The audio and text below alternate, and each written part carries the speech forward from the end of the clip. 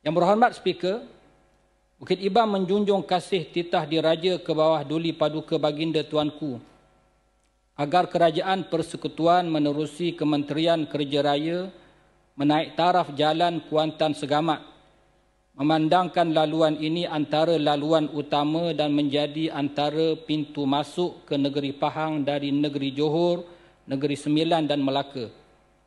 Menaik taraf jalan Kuantan Segamat ini dapat mengurangkan kesesakan lalu lintas, terutama di musim perayaan.